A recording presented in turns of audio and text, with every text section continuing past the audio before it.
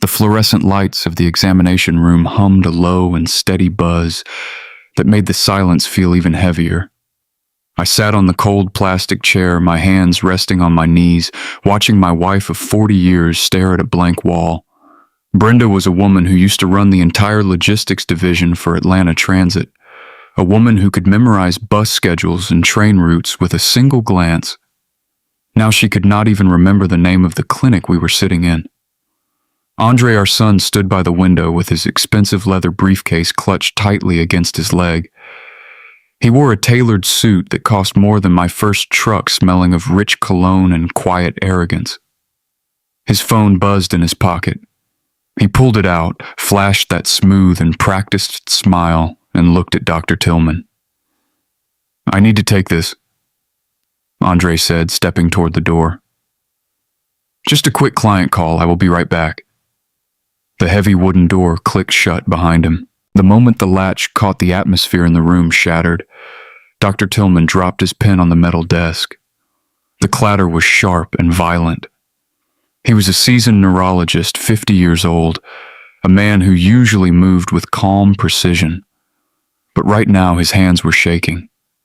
He leaned across the desk, his dark eyes wide and urgent, locking onto mine.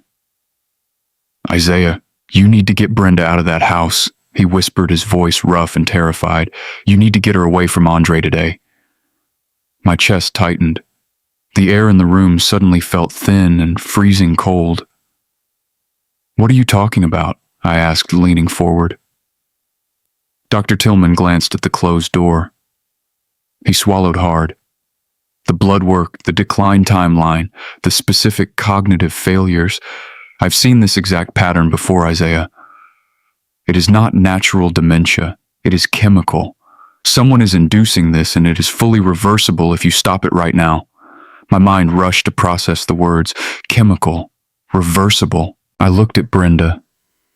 She was humming a quiet tune, her eyes vacant, completely detached from the nightmare unfolding around her.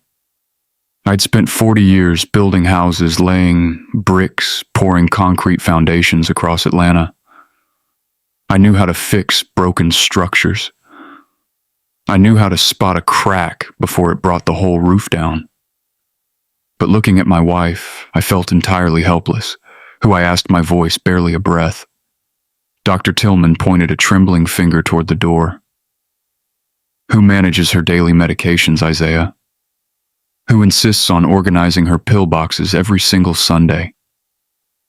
A block of ice formed in my stomach. Andre. It was always Andre. He had moved back home 2 years ago, claiming he wanted to help out, claiming my contracting business kept me too busy to properly care for Brenda. I had thanked him. I had looked my own son in the eye and thanked him for taking the burden off my shoulders. Before I could speak, before the crushing weight of the truth could fully settle into my bones, the brass door handle turned. Dr. Tillman snatched his pen off the desk and flipped open a medical file. His face snapped back into a mask of professional concern. I sat back in my chair, my heart hammering against my ribs like a trapped bird. The door swung open. Andre walked back in, sliding his phone into his tailored pocket. His grip tightened on the handle of his leather briefcase. "Sorry about that," Andre said, his voice smooth and untroubled. "Market is volatile today. Everything good here, doctor?" "Just discussing the preliminary test results," Dr. Tillman said, not looking up from the file. I watched my son. I really looked at him. I saw the way his eyes darted from the doctor to me, searching for any sign of suspicion. I saw the calculated stillness in his posture. I saw the monster wearing my boy's face. He smiled at me, that warm and devoted smile that had fooled our entire neighborhood. I smiled back. In that sterile room under the buzzing fluorescent lights, the war began. I stood up and gently took Brenda by the arm. "Come on, baby," I said softly. "Time to go home." Andre reached out to help her, his hands hovering over her shoulder. "Let me help, Dad," he offered. I blocked his arm with my own. "I got her," I said, keeping my voice perfectly level. You just carry that briefcase of yours. Andre paused.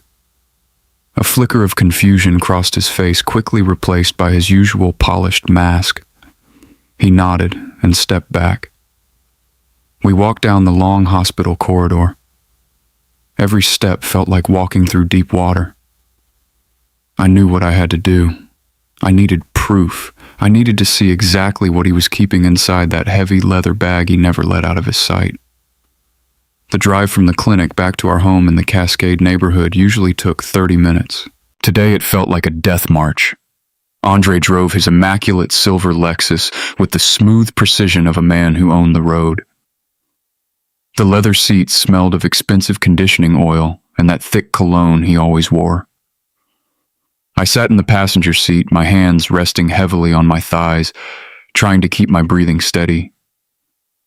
In the back seat, Brenda hummed softly to herself, staring out the tinted window at the passing trees, completely unaware that she was riding in a cage. "Are you okay, Dad?" Andre asked, his eyes flicking to the rearview mirror. "You have been quiet since we left Dr. Tillman. Just processing the information, son." I replied, my voice raspy, my throat felt like it was coated in sand. "It is hard to watch your mother like this."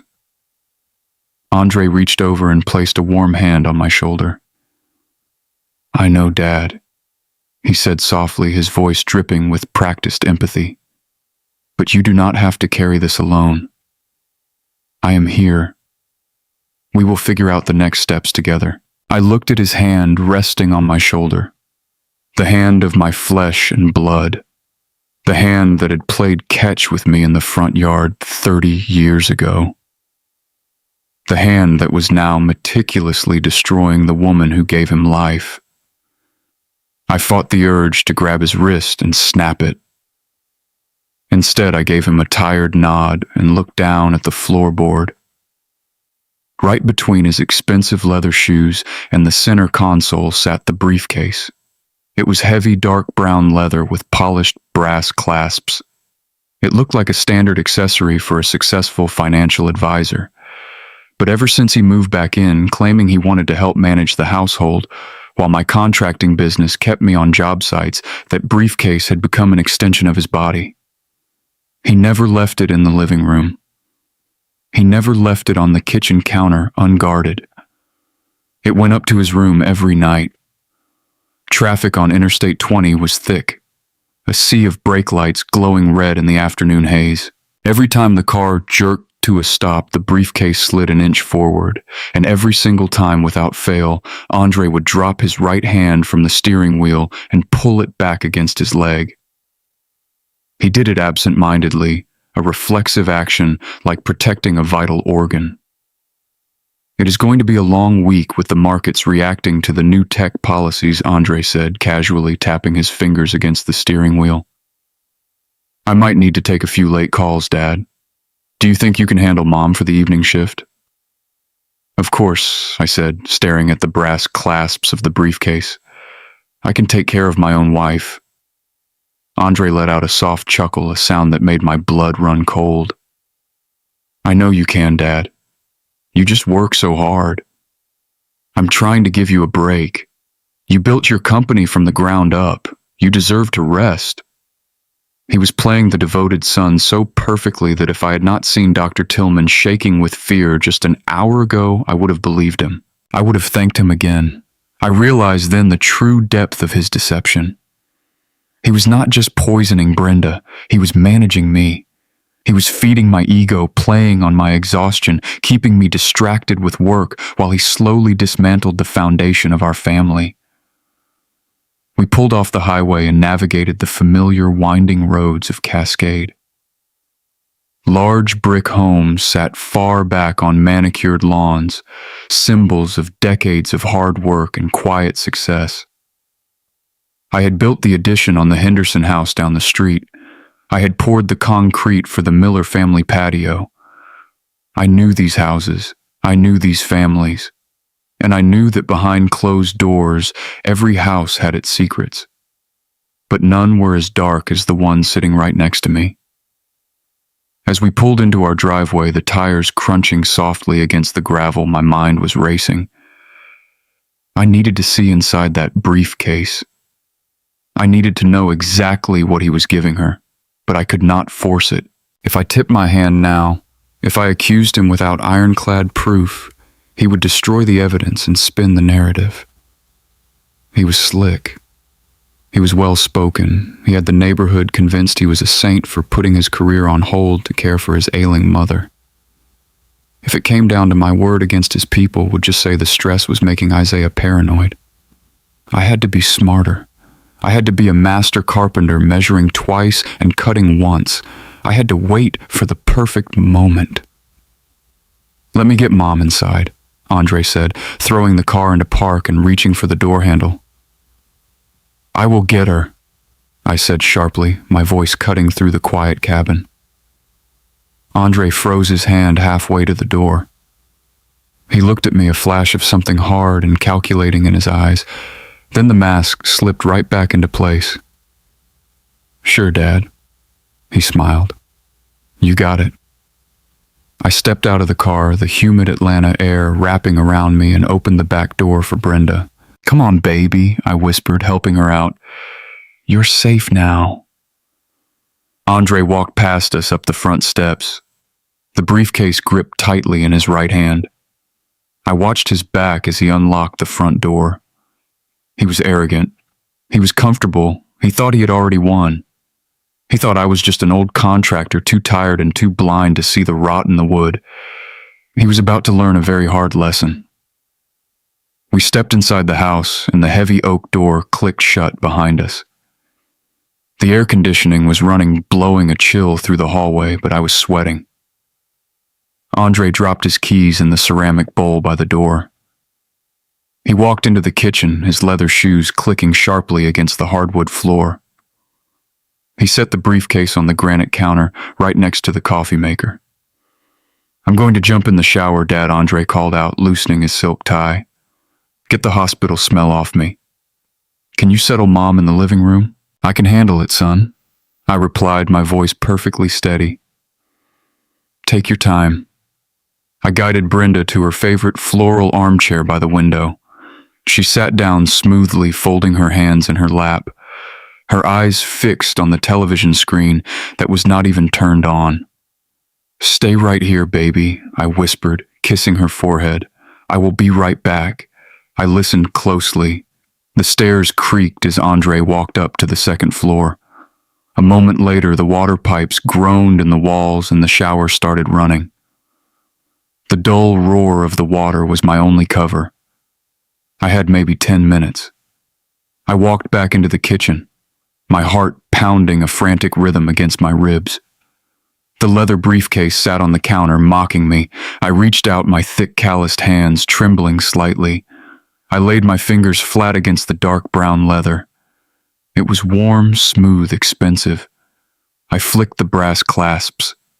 They snapped open with a sharp metallic click that sounded like a gunshot in the quiet kitchen. I flipped the lid back. Inside, everything looked painfully normal.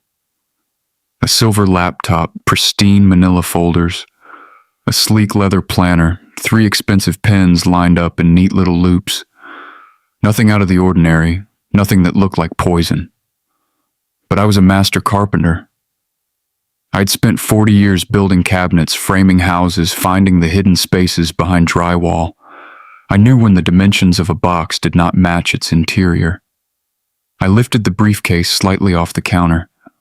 It was too heavy. A laptop and some paper did not weigh this much. I slid my hands down the inside edges of the bag, pressing firmly against the bottom lining. The leather gave way just a fraction of an inch near the back right corner, a false bottom. My breath caught in my throat.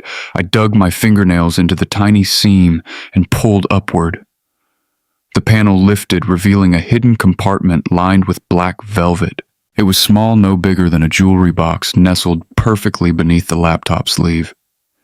And right in the center, wrapped tightly in a dark silk handkerchief, was a small amber bottle. My hands shook violently as I lifted the bottle into the kitchen light. The white label was partially torn, an amateur attempt to hide the truth, but there was enough text left for me to read. The letters blurred together for a second, then snapped into terrifying focus.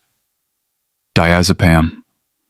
And right beneath that, printed in stark, clinical black ink, were the words for veterinary use only.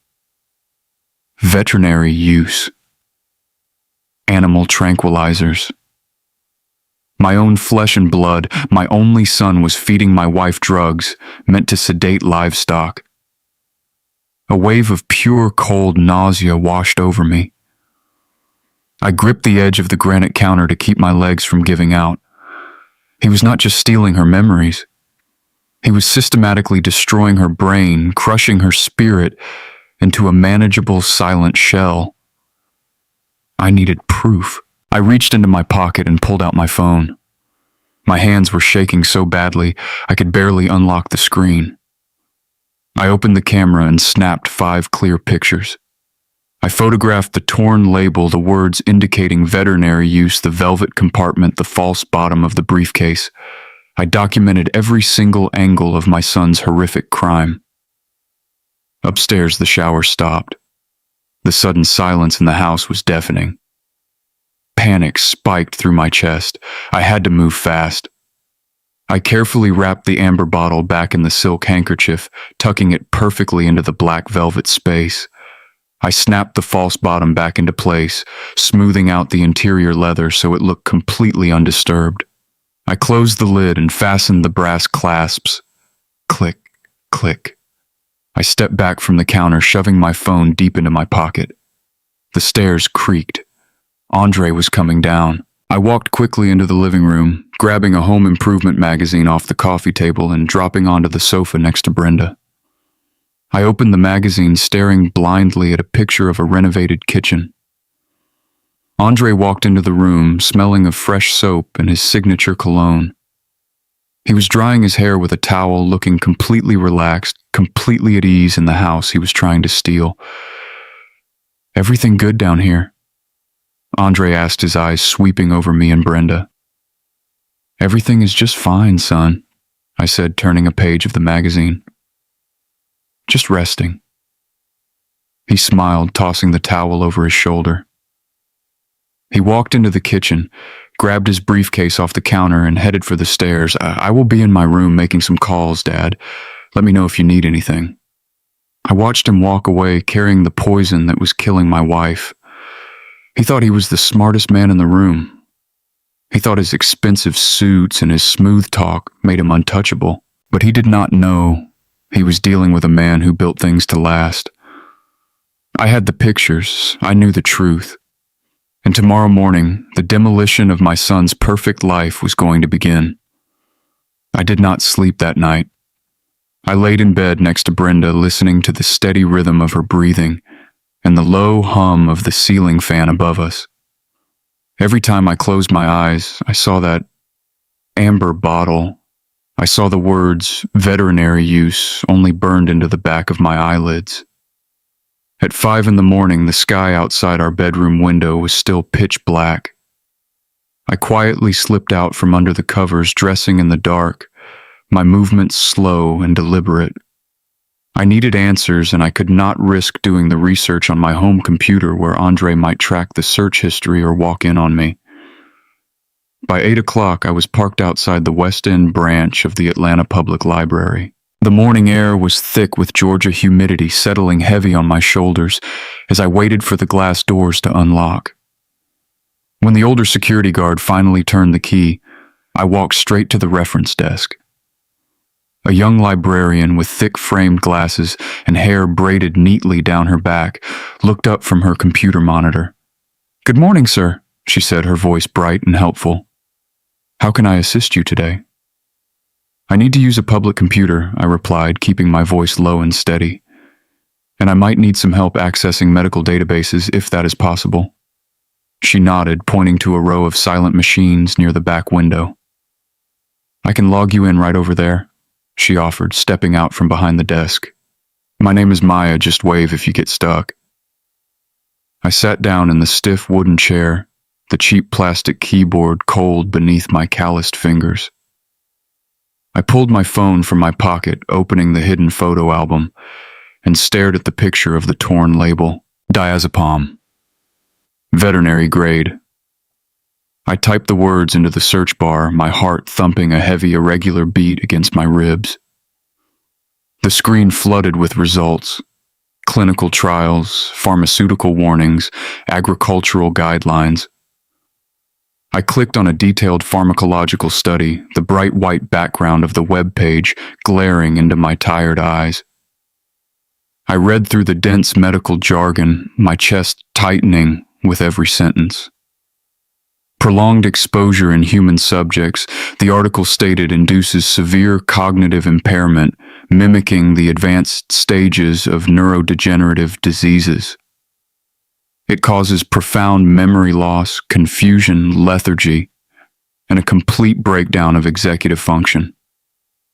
It was a perfect, terrifying blueprint for destruction. My son had not just stumbled upon this drug, he had researched it. He had specifically chosen a chemical that would mask his crime behind the veil of natural aging. He was stealing my wife and hiding the theft in plain sight, using her own aging body as an alibi. I scrolled further down the page, my eyes scanning the paragraphs on withdrawal and long-term recovery. Then I saw a line of text that made the breath catch in my throat. I leaned closer to the monitor, tracing the words with my thick index finger. Upon cessation of the drug, the study read, patients often experience a rapid clearing of the cognitive fog. In cases without permanent brain lesions, significant neurological recovery can begin within 24 to 48 hours. 24 to 48 hours. I read the sentence again, a sudden desperate heat rising in my chest. Reversible. The damage was entirely reversible. My wife was not gone. Brenda was still in there, trapped beneath a heavy chemical blanket waiting to be pulled out into the light. The brilliant woman who had built a life with me, the fierce mother who had managed city transit systems and raised 2 children, was simply sleeping. And I had the power to wake her up. But if I confronted Andre now with nothing but a digital photo and a library printout, he would deny everything. He would claim the pills were for a friend's dog. He would move the stash, destroy the evidence, and gaslight the entire neighborhood into believing I was the one losing my mind. He was a master manipulator trained in corporate boardrooms to spin any narrative to his advantage. I needed undeniable, concrete proof. I needed Brenda to wake up, and I needed her to do it right under his arrogant nose without him realizing I'd cut the strings on his puppet. I hit print, sending the medical studies to the main desk. I paid Maya 30 cents for the printed pages, folding the warm paper carefully and slipping it into my thick canvas jacket pocket. "Thank you, Maya," I said, my voice thick with an emotion I could barely contain. "You have been a tremendous help today." She smiled warmly, completely unaware that she had just handed me the key to my wife's prison cell. I walked out of the library, the bright morning sun blinding me for a moment. I climbed back into my work truck, the familiar smell of sawdust and old coffee grounding me in reality. I had a dangerous plan forming in my mind. A plan that required the steady, patient hands of a master carpenter. Andre thought he was the architect of this family's ruin, but he forgot who built the foundation. I started the engine, shifting the heavy truck into drive, heading straight for the local pharmacy. I was going to beat my son at his own game, one pill at a time. I parked my truck outside the corner pharmacy, the heavy engine ticking as it cooled in the midday heat. I walked down the brightly lit vitamin aisle, my eyes scanning hundreds of colorful plastic bottles. I needed something white, small, and perfectly round. I found a bottle of basic calcium supplements and another of vitamin B, matching the exact shape and size of the animal tranquilizer my son was using to destroy my wife. I bought 3 different brands just to be absolutely certain, and drove straight back to our quiet street in Cascade. When I pulled into the wide concrete driveway, Andre's silver Lexus was gone. He'd told me he was meeting a high-profile client downtown, leaving Brenda sleeping deeply in the master bedroom. I had the large house to myself, but the heavy silence felt like a ticking clock.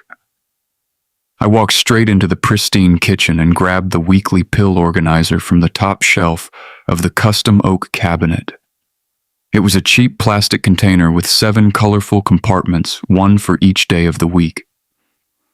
Andre had filled it on Sunday night, carefully sorting the poison, playing the role of the devoted and exhausted caretaker. I carried the plastic organizer down the wooden stairs to my basement workshop. The air down there smelled of fresh pine sawdust and old machine oil, a scent that had grounded me for 40 years. I turned on the heavy metal work light, the bright white beam illuminating my sturdy wooden workbench. I set the plastic organizer down and popped open the bright blue compartment for Wednesday. Inside, resting right next to her legitimate blood pressure medication, was the tiny white pill. I picked it up with a pair of fine metal tweezers holding it directly under my heavy magnifying glass.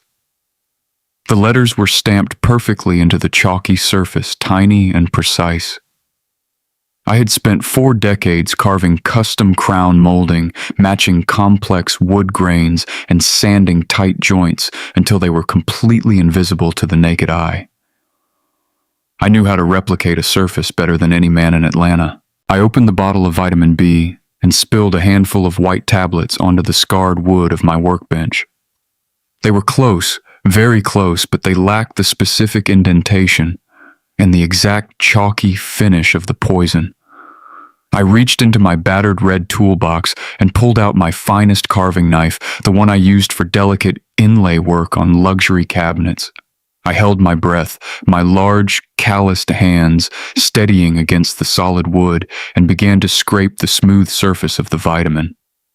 It was incredibly painstaking work, requiring a level of intense focus that made my eyes burn and water. The first pill crumbled into useless white dust under the heavy pressure of the steel blade. The second pill snapped cleanly in half. I wiped the cold sweat from my forehead, adjusting the heavy magnifying glass, and picked up a third tablet. I applied just a fraction of an ounce of pressure, letting the sharp steel glide gently across the hard coating. I etched a tiny, shallow line perfectly replicating the score mark of the veterinary tranquilizer. I blew the loose dust away, checking the weight and the texture. It took me 2 exhausting hours to successfully carve 5 perfect replicas. My lower back ached terribly and my thick fingers were cramped into tight claws, but I held the forged pills up to the harsh light with a grim and heavy sense of victory. To the naked eye under the dim and warm lights of our kitchen, they were absolutely identical to the poison. I carefully removed every single animal tranquilizer from the remaining days of the week, dropping them gently into a small glass jar. That jar was my undeniable evidence, the physical proof of my own son's unspeakable betrayal. I hid the glass jar safely behind a row of rusted paint cans deep in the darkest corner of my basement workshop, where his expensive leather shoes would never step. Then I placed my carefully carved vitamins into the plastic compartments, snapping the colorful lids shut one by one. Click, click, click. Each sharp sound was a tiny declaration of war. I carried the organizer back up the stairs and placed it exactly where Andre always left it, aligning it perfectly with the edge of the granite counter. At noon, Brenda shuffled into the kitchen, her soft slippers dragging slowly across the polished hardwood floor. She looked so incredibly tired, her beautiful brown eyes cloudy and unfocused, as she reached for a clean glass of water. "Time for your medicine, baby," I said, my voice thick and tight, with an emotion I had to swallow down.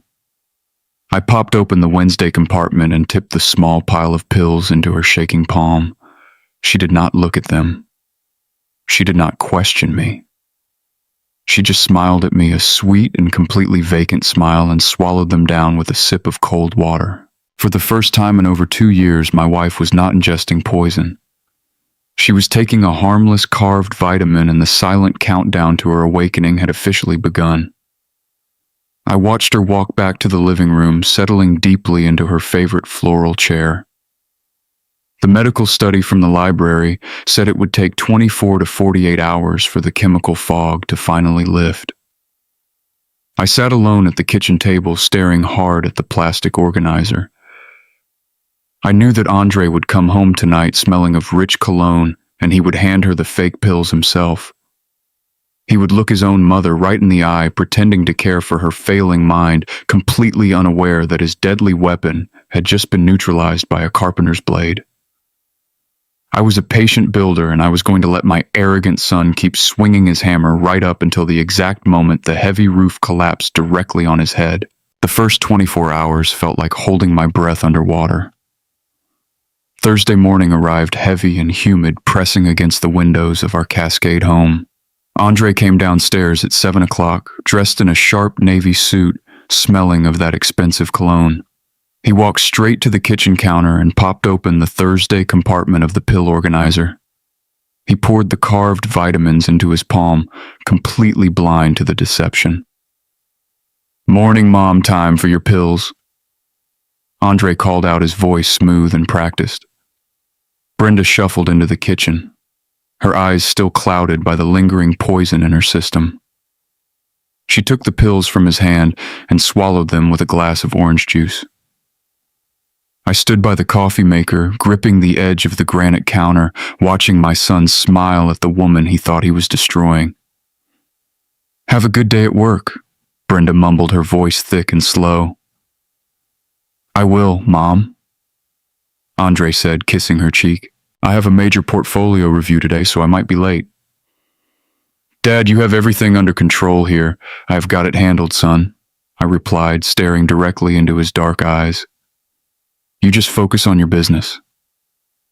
He grabbed his heavy leather briefcase, the one hiding the real poison, and walked out the front door. The lock clicked shut and the house fell silent again. I spent the entire day watching Brenda. I watched the way she held her teacup, looking for steady hands. I watched the way she stared out the window, looking for a spark of recognition in her beautiful brown eyes. But the fog was thick, built up over 2 agonizing years, and it was not going to vanish in a single afternoon. Friday morning brought the 48-hour mark. I woke up before the sun, my chest tight with a terrifying mix of hope and dread. What if the library research was wrong? What if the damage was permanent? I walked downstairs, the wooden steps creaking under my heavy boots, and found Brenda already awake. She was sitting at the kitchen table, the morning light streaming across her face, and sitting right in front of her was the Friday edition of the Atlanta Journal-Constitution. She had a blue ink pen in her right hand. She had not picked up a pen in over 18 months. I stopped in the doorway, my heart hammering against my ribs. I did not want to startle her. I did not want to break the fragile spell. "Isaiah, is that you?" she asked, not looking up from the newspaper. Her voice was different. It lacked the heavy, slow slur that had become her normal cadence. It was crisper, sharper, sounding like the woman who used to command boardrooms. "Yes, baby, it is me," I said, taking a slow step into the kitchen. "How are you feeling this morning?" She tapped the pen against the edge of the table, a familiar and impatient gesture I had not seen in years. "I feel strange," she said, her brow furrowing in concentration. "Like I just woke up from a very long, very deep sleep. My head feels lighter today." I pulled out a chair and sat down across from her. My calloused hands were shaking, so I folded them tightly on the wooden table. "What are you looking at?" I asked softly. "This crossword puzzle," Brenda said, leaning over the paper. "The clue for 4 across is Transit Authority Logistics. It is an 8-letter word." She paused, staring at the empty white boxes. A tense silence filled the kitchen. I held my breath, praying for the chemical walls in her mind to finally crumble. "Schedule," she said suddenly, writing the letters down with firm, decisive strokes. "The answer is schedule. How could I forget that? I used to write the master schedule for the entire city. A single tear burned the corner of my eye. I blinked it away, swallowing the massive lump in my throat. You sure did, baby, I whispered. You ran the whole system. Brenda looked up from the newspaper, her brown eyes meeting mine. The cloudy, vacant stare was gone. The sharp, intelligent woman I married 40 years ago was looking right back at me. She blinked, looking around the pristine kitchen, taking in the details like she was seeing them for the first time in years. Why did Marcus stop coming by to cut the grass? She asked, leaning back in her chair. The Henderson boy down the street. He used to come every other Saturday. Marcus went off to college in Athens. I said, a massive wave of relief crashing over my chest. He left last August, baby. You remembered his name. Of course I remember his name, Brenda said, sounding almost offended. He's a good kid. She looked down at her hands, flexing her fingers, a look of profound confusion settling over her features. Isaiah, I feel like I have been missing. I cannot remember Christmas. I cannot remember Kendra visiting. Where have I been? You have been sick, baby, I said, reaching across the table to take her hand. But you are getting better now. The medicine is finally working. It was a lie, but it was a necessary one. I could not tell her the horrific truth, not yet. I could not tell her that our own flesh and blood had been slowly erasing her from the world. If she reacted, if she confronted Andre, the entire plan would shatter into pieces. He would run, or he would destroy the evidence, and I would never get the justice this family deserved. I squeezed her warm hand, feeling the solid, steady pulse of her life returning. The 48-hour vigil was over. My wife was awake, and the agonizing foe was finally lifting. But as I watched her fill out another row of the crossword puzzle, a cold and terrifying realization settled into my bones. The rescue mission was a success. Now I had to prepare for the war. When Andre walked through that front door tonight, he was going to find a very different house waiting for him. Saturday morning arrived with a warm and golden light streaming through the heavy bedroom blinds. I woke up slowly, reaching my calloused hand across the mattress, expecting to feel the familiar weight of my sleeping wife. But the space beside me was empty. The blankets were neatly folded back and the pillows were stacked. For a brief and terrifying second, a sharp spike of pure panic shot through my chest. I sat up quickly, my heart hammering against my ribs, fearing she had wandered off in the night. Then I heard it. A sound drifting up from the kitchen downstairs, floating through the quiet air of our large house. It was not the heavy, confused shuffling of a sick woman. It was the sharp, purposeful clatter of cast iron pans striking against the heavy metal stove grate. And right beneath that metallic clatter, weaving through the morning silence like a ghost returning to life, was a beautiful melody. It was a smooth, old-school rhythm and blues tune. Our wedding song, the very same track we danced to 40 years ago under the dim and romantic lights of a rented hall in downtown Atlanta. I pushed the heavy blankets aside my bare feet, hitting the cold hardwood floor. I walked out into the long hallway, leaning my thick arms over the wooden banister, listening with my eyes closed. The rich smell of sizzling bacon wafted up the wooden stairs, undeniable and mouth-watering. I crept down the steps, holding my breath in my chest, completely terrified that any sudden noise might shatter this fragile miracle. But this was no illusion. I stopped in the kitchen doorway, gripping the door frame to steady my shaking legs. My heart expanded so fast it physically ached behind my breastbone. Brenda was standing proudly at the stove, wearing her favorite bright yellow robe, the one she had not touched in over 18 months. She moved with a quick, practiced grace, a natural rhythm she had completely lost to the poison. She reached her arm up into the tall spice cabinet, her fingers going straight for the garlic powder, without pausing, without searching, without asking me where I had hidden it. She grabbed a metal spatula, flipping the thick strips of bacon with a casual flick of her wrist, humming that beautiful old school melody with absolute perfect pitch. "Morning, baby," she called out cheerfully, not even turning around to look at me. She had heard my heavy boots step onto the kitchen floorboards. "I thought I would make your favorite breakfast today since you have been working so incredibly hard lately. You look exhausted, Isaiah." I stood frozen in the doorway, completely unable to speak. The words caught sideways in my throat, choking me with a massive, overwhelming mixture of pure joy and a cold, burning rage aimed directly at my son. I watched her reach for a ceramic bowl, cracking 3 fresh eggs against the rim, with perfect precision, whisking them rapidly with a steady and forceful hand. For 2 entire years, I had watched this brilliant, capable woman stare blankly at a bowl of cold oatmeal, forgetting how to hold a simple metal spoon. I had bathed her, I had dressed her, I had watched her cry because she could not remember her own middle name. And here she was, commanding her kitchen again, taking back her stolen territory piece by precious piece. The carved vitamins were working exactly as that medical study had promised. The toxic chemical fog had finally lifted from her brain, revealing the sharp, loving, and powerful matriarch resting underneath. I stepped fully into the bright room, closing the short distance between us, and wrapped my thick, heavy arms around her waist.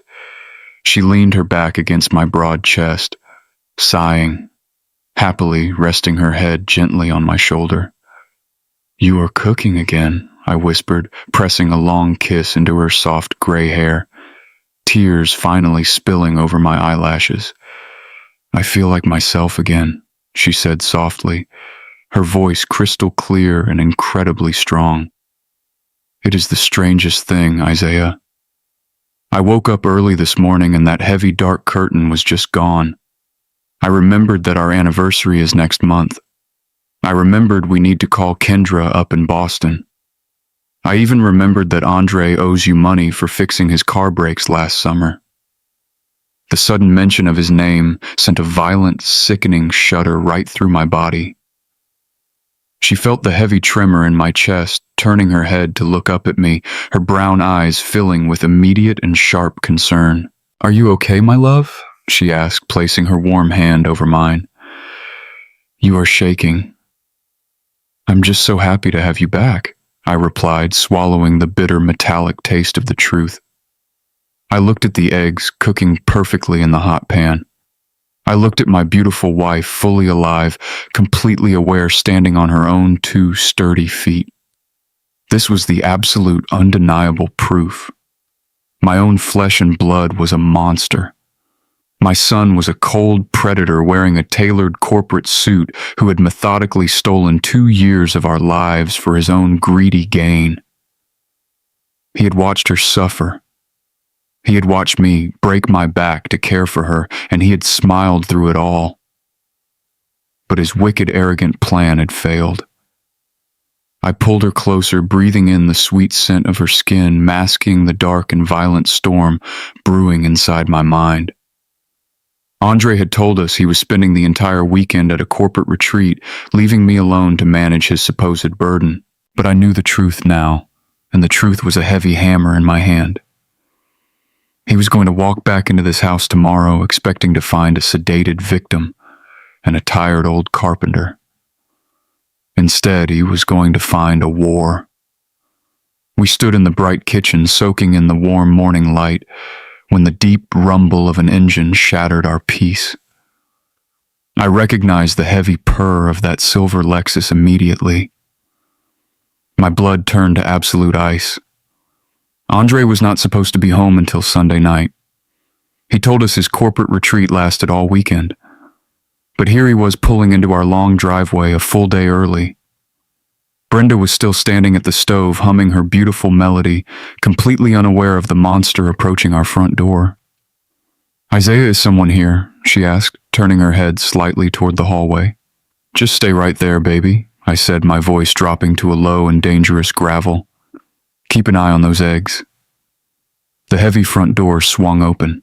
The familiar click of his expensive leather shoes echoed in the tall foyer. The smell of his rich corporate cologne drifted into the kitchen long before he actually stepped into the room. He carried his heavy leather briefcase, gripping the brass handle tight. He walked into the kitchen and stopped dead in his tracks. The pristine corporate mask he wore every single day completely fell apart. His jaw went slack. His dark eyes widened in absolute terrifying shock. He stared at his mother standing confidently at the stove, flipping bacon with a metal spatula. He stared at the vibrant, energetic woman he had spent 2 agonizing years trying to erase. "Mom." Andre whispered, his voice cracking with genuine disbelief. "What are you doing?" "Good morning, Andre." Brenda smiled, wiping her clean hands on a dish towel. "You are home early, baby. I'm making your father his favorite breakfast. You want me to scramble a few extra eggs for you?" Andre swallowed hard, his chest rising and falling rapidly. He looked at the hot stove, he looked at her sharp and clear eyes, and then he looked directly at me. I was standing perfectly still right in the center of the kitchen, blocking his path to the wooden cabinet where the pill organizer was kept. I did not smile. I did not greet him. I just stared at him, letting the cold and silent rage roll off my broad shoulders. "Dad," Andre said, trying desperately to rebuild his shattered composure.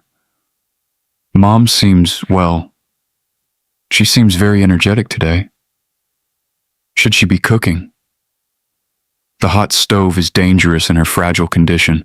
Her condition is just fine," I said, my voice cutting through the warm kitchen air like a heavy steel blade. "In fact, she has not been this healthy in 2 whole years." Andre shifted his weight nervously, his grip tightening on his heavy briefcase. "That is great news, Dad," he said smoothly, forcing a fake and hollow smile. "The new medical routine must be working. Let me just put my bag upstairs, and I will come right back down to help." He took a quick step toward the hallway. I took a heavy step forward, cutting him off completely. "You are not going anywhere, son," I said softly.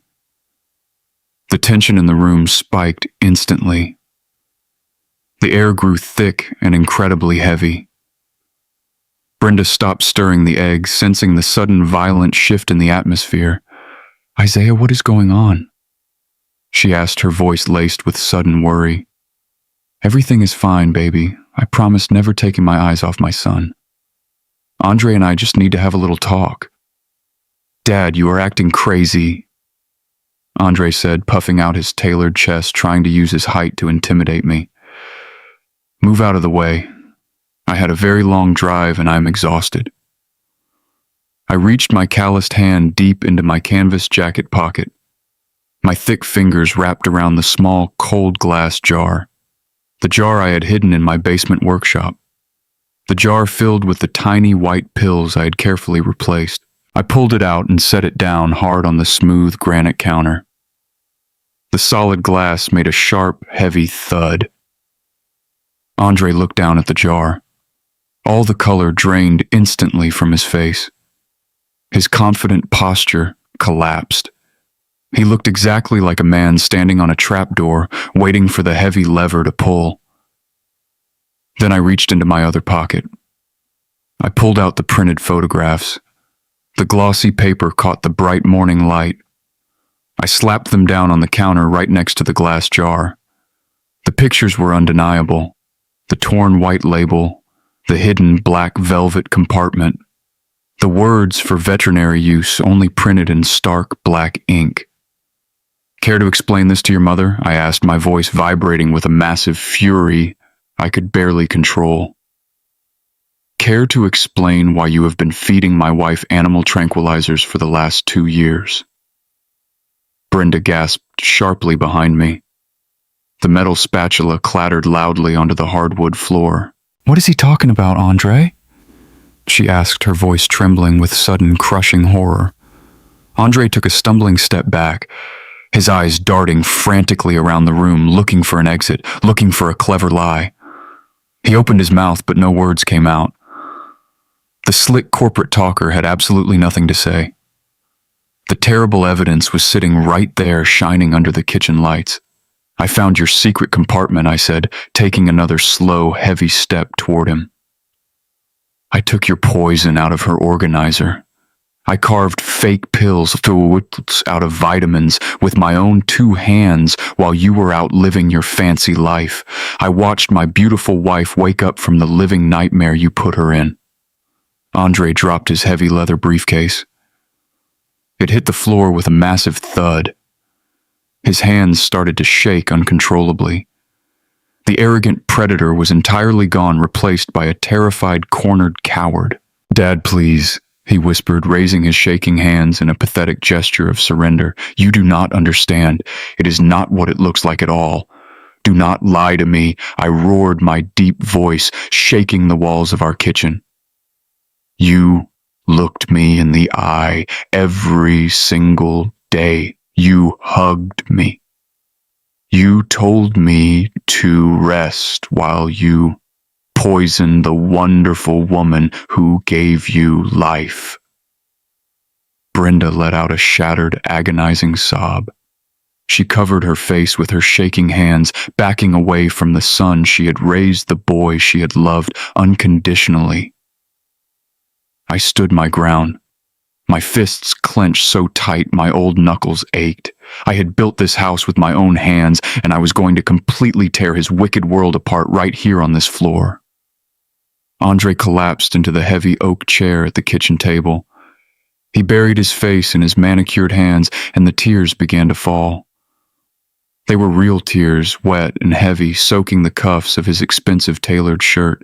His broad shoulders shook violently, a perfect picture of a broken man crumbling under the weight of his own terrible sins. I never meant for it to go this far. Andre choked out, his voice thick with snot and panic. "It started small, Dad. Just a little bit to make her more manageable. You were working so many hours on those construction sites. I was drowning. Manageable." Brenda whispered, her voice trembling with a disgust so deep it shook her entire body. "I am your mother, Andre. I am not a wild animal. You sedated me like a stray dog." "I was desperate, Mom," he cried, looking up with red and swollen eyes. "You do not understand the pressure I was under. The firm was cutting bonuses. My investments went completely under. I am $400,000 in debt. The creditors were calling my office every single day. They were threatening to garnish my wages and take my license." He leaned forward, reaching a shaking hand out toward me. "I thought if Mom needed more specialized care, if we had to move her into a facility, we could tap into the equity of this house. I thought we could sell the property and figure out the finances together. I just needed time, Dad. I just needed a little bit of time to fix my mistakes." I stood there in the center of the kitchen, listening to my only son confess to the slow and methodical destruction of our family. He painted himself as a victim of circumstance, a desperate man backed into a dark corner, forced to make a terrible choice to survive. Have you ever watched your own child perform for you, using his tears as a weapon, trying to manipulate the very love you poured into him for decades? It is a sickening feeling. It makes the blood run cold in your veins. Because as I watched him sob into his hands, my builder's mind started to measure the angles of his story, and the frame was entirely crooked. I looked down at the man sobbing at my kitchen table. A man drowning in $400,000 of debt does not wear a $3,000 custom suit. A man terrified of losing his corporate license does not wear a heavy gold Rolex watch gleaming under the recessed lighting. A man scrambling for his absolute survival does not smell like imported cologne and drive a brand new silver Lexus. He was crying, but he was not truly broken. He was performing a calculated emotional routine designed specifically to trigger my paternal instinct. He wanted me to see the little boy who used to scrape his knees in the driveway instead of the cold and calculating predator sitting in my chair. "You researched it," I said. my voice dropping to a low and dangerous rumble. You did not just stumble onto an animal tranquilizer, Andre. You calculated the exact dosage. You knew exactly how to mimic the natural progression of dementia. You hid it in a secret velvet compartment wrapped in expensive silk. I was scared, Dad, he pleaded, wiping his wet face with the back of his hand. I made a terrible mistake. Please, we can fix this. We can get counseling. We are a family. Do not you dare use that word, Brenda snapped, stepping out from behind my broad shoulders. Her brown eyes were blazing with an absolute righteous fire. You stole 2 years of my life. You watched me cry because I could not remember my own daughter. You sat at this very table eating the food your father paid for while you slipped poison into my body. Andre flinched, shrinking back into the heavy oak chair. Mom, please, he begged. Get out of my kitchen, Brenda said, her voice echoing off the tile backsplash. But the math in my head was still not adding up. Andre was arrogant, and he was certainly greedy, but he was not a mastermind. The hidden compartment, the specific pharmacological knowledge, the perfect execution of the dosage over 2 entire years. This required a level of cold discipline that my spoiled son simply did not possess. Someone else had drawn the blueprints for this crime. Someone else had handed him the hammer.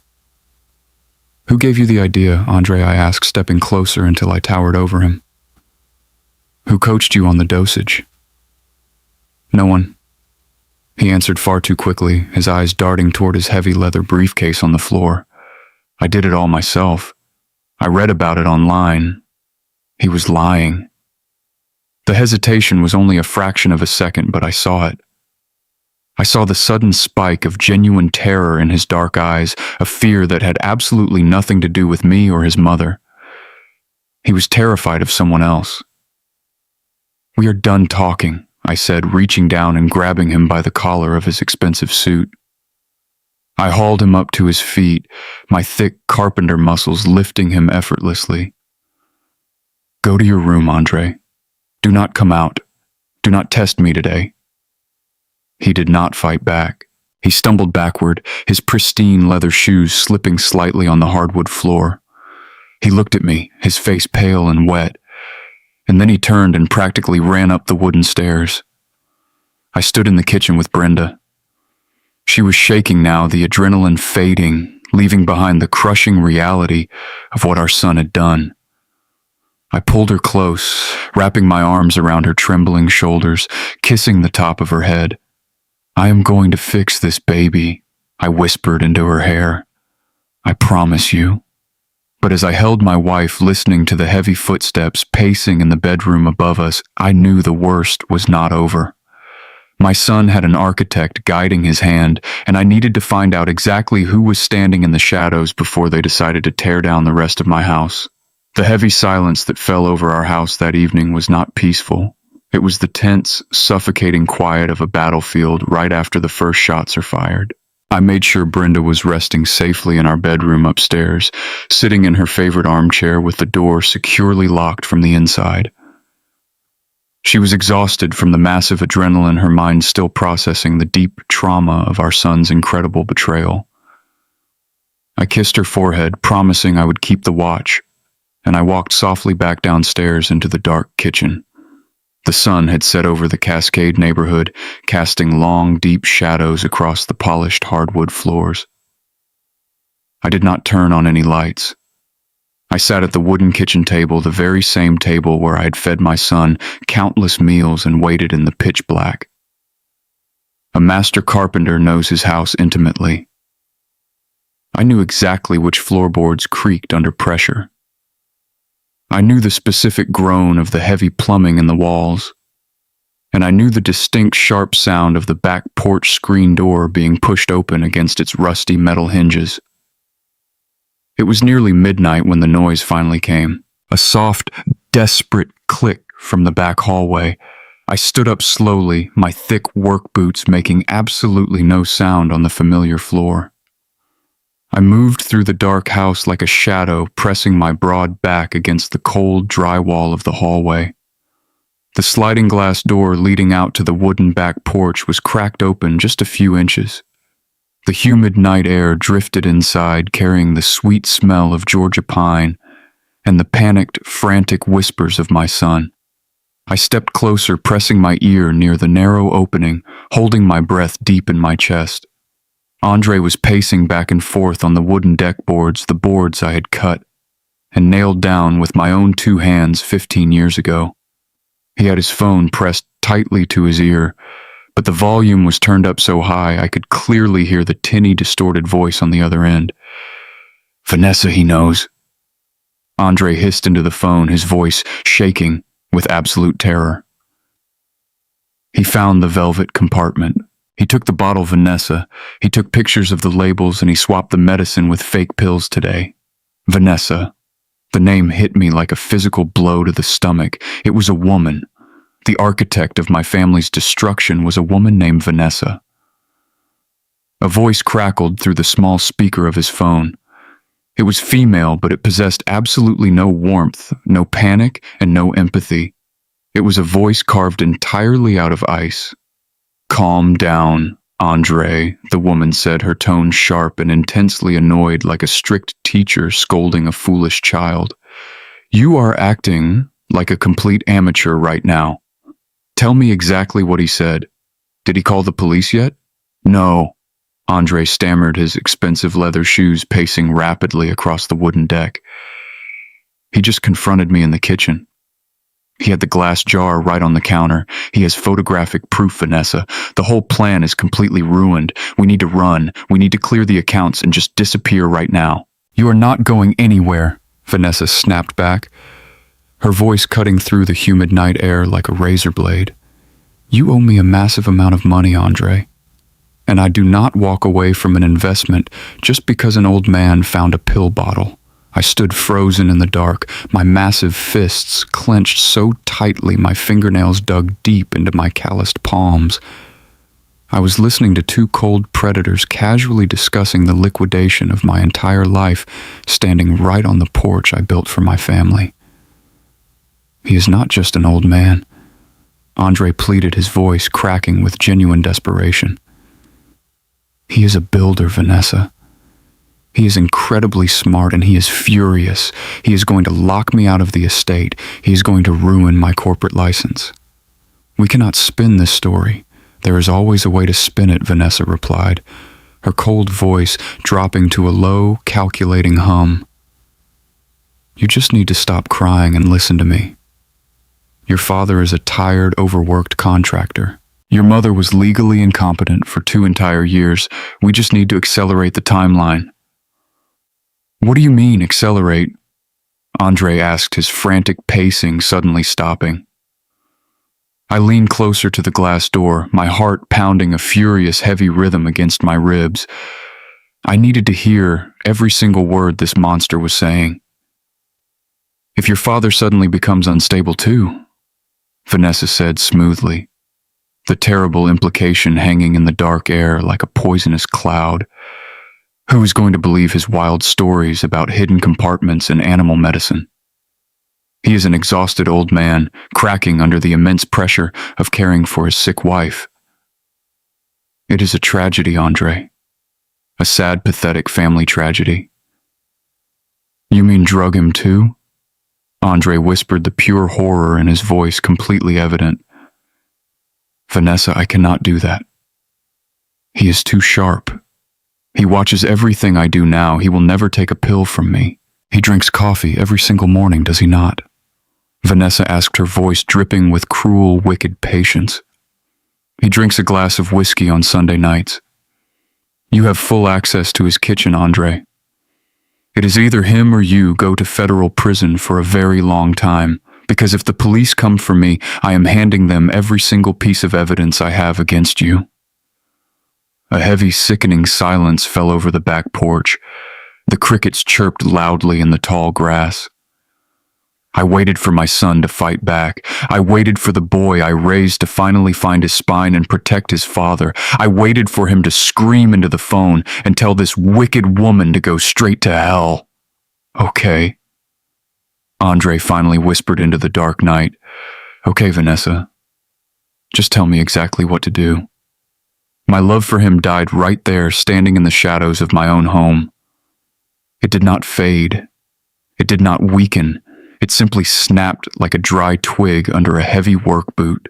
The boy I raised was completely gone, replaced entirely by a coward willing to murder his own father to save his corporate skin.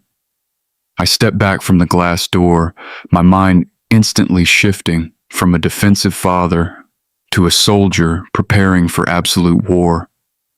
They wanted to tear down my house. They were about to learn I knew exactly how to bury them in the rubble. I walked away from that sliding glass door, leaving the ghost of my son standing on the dark porch. I climbed the heavy wooden stairs, my thick boots silent on the carpeted runners, and slipped back into the master bedroom. Brenda was fast asleep in our large bed, her chest rising and falling in a steady, peaceful rhythm. I sat on the edge of the mattress, pulling my cell phone from my canvas jacket. The glowing screen cast a harsh blue light across my calloused hands. It was past midnight, but I knew my daughter would be awake. Kendra was a civil rights attorney up in Boston, a woman who spent her life fighting corrupt systems and tearing down liars in crowded courtrooms. I dialed her number, holding the cold phone to my ear, listening to it ring through the quiet night. Dad Kendra answered on the third ring, her voice sharp and immediately alert. It is past midnight in Atlanta. Is it... Mom, did something happen? I took a deep, shaky breath, letting the heavy weight of the night finally settle on my broad shoulders. Something did happen, baby girl, I said, my voice dropping to a low and steady gravel. But she is not worse, Kendra. She is actually awake. What do you mean she is awake? Kendra asked, the sharp lawyer edge in her voice shifting into pure desperate confusion. Dad! She has been declining for 2 entire years. She was not declining, baby, I said, staring at my sleeping wife. She was being poisoned. And the man doing it is sleeping right down the hall. I need you to come home, Kendra. I need my fierce attorney right now because your brother is trying to kill me too. The silence on the line was absolute and terrifying. I could hear the faint sound of city traffic outside her Boston apartment, mixing with her heavy, staggered breathing. She did not ask me if I was sure. She did not question my sanity the way the rest of the neighborhood probably would. She was my daughter, raised on job sites, taught to measure twice and cut once. She knew I did not build stories out of thin air. I am booking the first flight out of Logan, Kendra, said her voice turning completely to ice. Do not drink anything in that house, Dad. Do not eat anything he touches. I will be in Atlanta by sunrise. I hung up the phone, feeling a tiny sliver of hope pierce through the massive darkness in my chest. I sat in the wooden chair by the bedroom window, keeping watch over my wife while the slow hours of the early morning crawled by. I listened for Andre. I listened for his footsteps on the stairs, waiting to see if he would try to slip into our room with a poisoned cup of water. But the house remained completely silent. The coward was probably hiding in his room, plotting with that wicked woman named Vanessa. The sun finally broke over the tall Georgia pines, casting a pale, cold light through the bedroom blinds. At exactly 8 o'clock in the morning, a yellow taxi pulled into our long concrete driveway. I stood up from my chair, my old joints aching from the tense vigil, and walked down the stairs to unlock the heavy front door. Kendra practically tore the front door off its metal hinges. She marched into the foyer, dropping a heavy black leather overnight bag onto the hardwood floor. She was 35 years old, wearing a sharp gray suit, her dark hair pulled back into a tight and professional bun. She had my stubborn jaw and her mother's brilliant, calculating eyes. She looked like a woman preparing to cross-examine a hostile witness, vibrating with a fierce, protective energy. "Where is he?" Kendra demanded, dropping her car keys into the ceramic bowl. "Where is that absolute monster Dad?" He left for his office an hour ago, I said, pulling my beautiful daughter into a tight, desperate hug. He thinks he's going to business as usual while he figures out how to poison my coffee. She squeezed me back, her strong hands gripping my canvas jacket, before pulling away to look me squarely in the eye. I brought my laptop and I brought my legal files, Kendra said, her voice trembling with a mixture of grief and pure rage. We are going to lock him in a cage, Dad, but first I need to see my mother. I led her into the bright kitchen. Brenda was sitting at the wooden table drinking a hot cup of tea, fully dressed and completely alert. When Kendra walked through the doorway, Brenda looked up, a massive and beautiful smile spreading across her face. Look at my beautiful Boston lawyer, Brenda said, her voice clear and full of absolute love. You look so tired, baby. Come give your mother a proper hug. Kendra completely broke down. The tough, ruthless attorney vanished in a single second. She fell to her knees next to the heavy oak chair, burying her face in her mother's lap, sobbing with a violent, beautiful relief. I stood by the granite counter watching my two fierce women reunite, feeling the cold steel of my resolve harden into an unbreakable weapon. Andre and Vanessa had started a war, but they had absolutely no idea who they were actually fighting. The kitchen was filled with the sound of my daughter weeping. It was a raw, heavy sound, stripping away the tough exterior she wore for the world. Brenda stroked her dark hair, humming softly, a mother, comforting her child just like she did 30 years ago. I stood by the granite counter, giving them the space to heal, giving them a moment of peace before the war resumed. After a long while, Kendra finally pulled back, wiping her wet face with the back of her hand.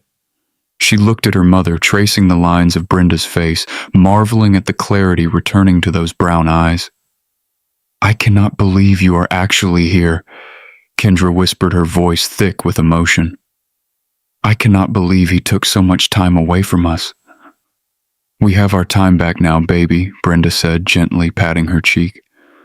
And we are not going to waste another single second. I poured 2 cups of black coffee, bringing them over to the heavy oak table. Kendra sat down across from her mother, wrapping her hands around the warm ceramic mug. The morning sun was fully up now, filling the kitchen with a bright, unforgiving light.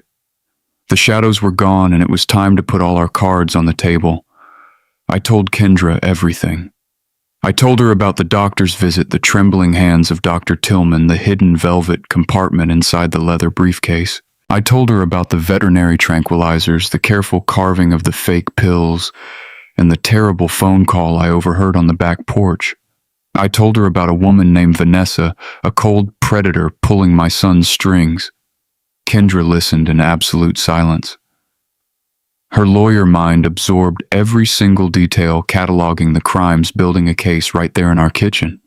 But as I finished the story, a heavy dark cloud settled over her features. She looked down at her black coffee, her strong jaw clenching tight. She did not look angry at Andre. She looked entirely disgusted with herself. Dad, Kendra said, her voice dropping to a low and painful whisper. I need to tell you something, and I need you to forgive me. I sat down next to her, placing my calloused hand over hers. There is nothing to forgive, baby girl, I said softly. We are in this together now. No, you do not understand, Kendra insisted, pulling her hand away to reach for her leather bag. She unzipped the heavy black bag, pulling out her cell phone. Her fingers were shaking slightly as she scrolled through her messages. She found what she was looking for and slid the phone across the smooth wooden table. Look at this, she said, tears welling up in her eyes again. Look at the date. I picked up the phone. It was a text message thread with Andre. The date stamp was from 6 months ago. Back in September, right when Brenda's condition had taken a steep and terrifying dive. I read the words, my chest tightening with every single syllable. Stop asking so many questions, Kendra, the text from Andre read. You are up in Boston, and I am down here doing all the heavy lifting. Mom is getting worse, and Dad is always at a job site. Let me handle the medical power of attorney. Just trust me and back off. I set the phone down, the glass tapping softly against the oak table. I looked at my daughter. The guilt in her eyes was massive, crushing her from the inside out. I was in the middle of a huge civil rights trial. Kendra choked out a single tear, cutting a track down her face. I was working 80-hour weeks, Dad. When I read that text, it felt wrong. It felt aggressive and completely out of character for him. I knew I should have flown down to Atlanta right then. I knew I should have demanded to see her medical records. She covered her face with her hands, her shoulders shaking with a fresh wave of agony. But I ignored it. She cried. I told myself he was just stressed out.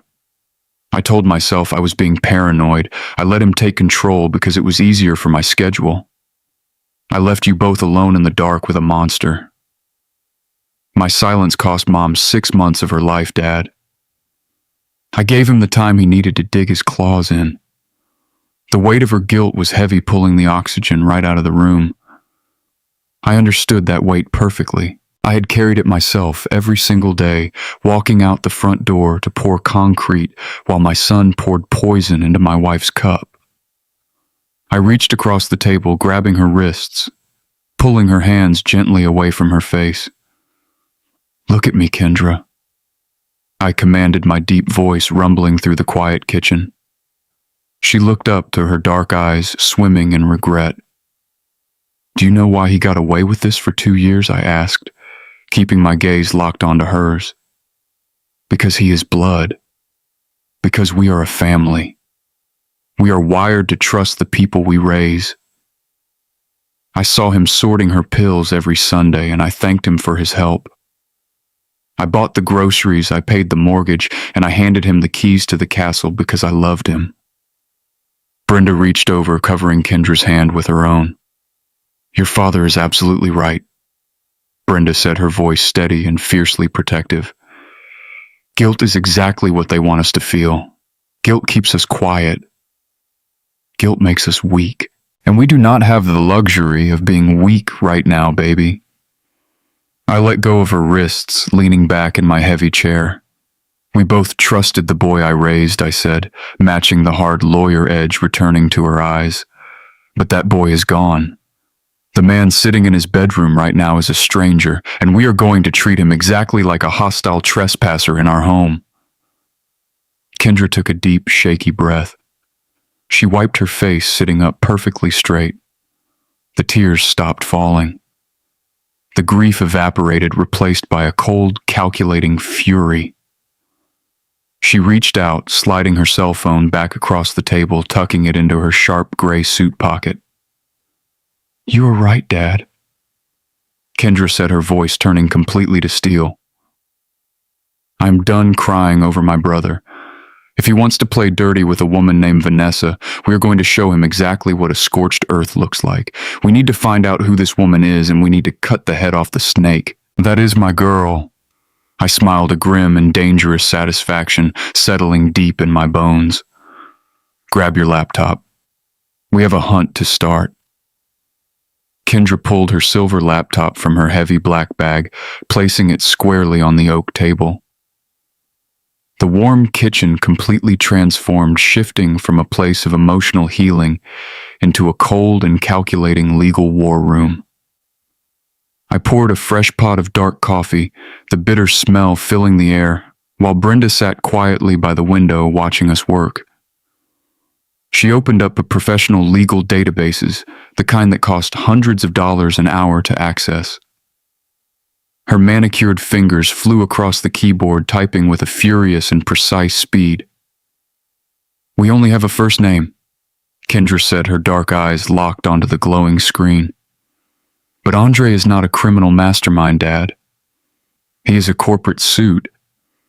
He leaves a massive digital footprint everywhere he goes, and he is tied to a mountain of debt.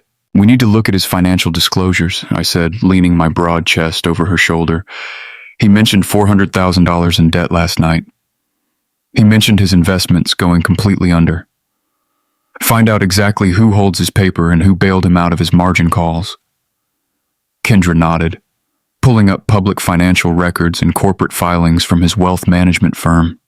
For 3 grueling hours, the only sound in the house was the frantic clicking of her keyboard and the heavy ticking of the hallway clock.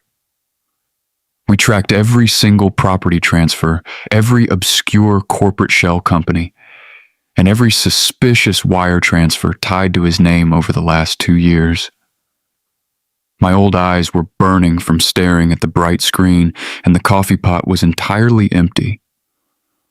Then right around noon, Kendra completely stopped typing. She froze her posture, going entirely rigid, leaning incredibly close to the monitor. "I found her," Kendra whispered, the warm color suddenly draining from her face.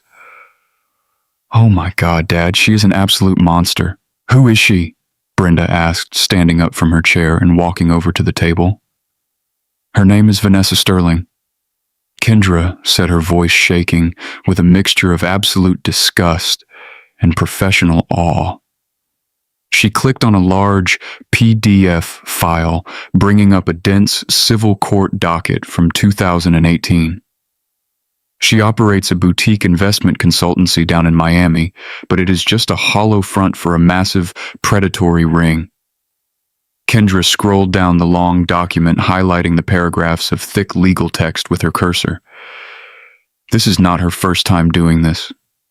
Kendra read aloud, her tone turning cold and clinical. She was investigated in Florida for severe elder fraud and criminal conspiracy.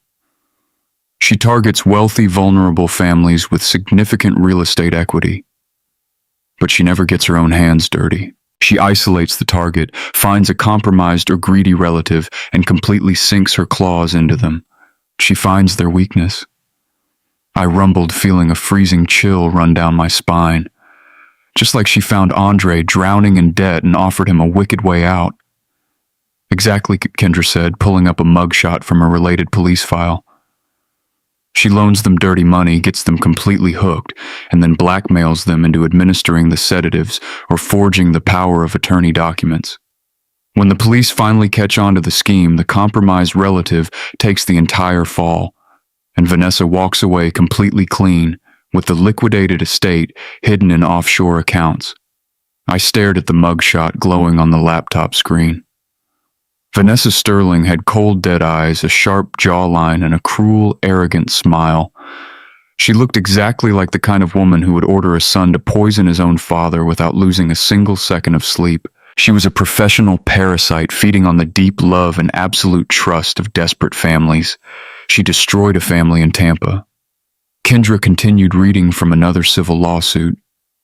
She convinced a grandson to heavily sedate his wealthy grandmother, claiming it was just for her terrible anxiety. Within 6 short months, the grandmother was placed in a cheap state facility, and Vanessa walked away with over $2 million in stolen assets. The grandson is serving 15 years in state prison right now, and Vanessa beat the criminal charges entirely because she never actually touched the victim. She planned to do the exact same thing to Andre. I said, my massive fists clenching tight at my sides. She was going to let my foolish son take the entire blame while she walked away with my house, my contracting business, and my life savings. Brenda leaned over the wooden table, staring directly into the cold eyes of Vanessa Sterling on the screen. She picked the wrong family this time. Brenda said, her voice dripping with absolute righteous venom. We are going to bury this wicked woman. I looked at the face of the predator who wanted to tear down my life. I was a master carpenter with 40 years of hard experience. I knew perfectly well that to bring down a massive and dangerous structure, you do not just hit the weak wooden walls. You take a heavy metal sledgehammer and you smash it straight into the concrete foundation. Vanessa Sterling was the absolute foundation of this entire wicked plot. Andre was just a foolish, greedy tool in her hand. If we wanted true and lasting justice, we could not just cut Andre off. We had to build a legal trap so incredibly strong that when the heavy steel jaws finally snapped shut, it would drag Vanessa Sterling right down into the dark dirt with him. Print every single page of that file, Kendra, I commanded, stepping back from the table. Print the bank transfers, print the Florida lawsuits, print every single dirty fingerprint she left behind.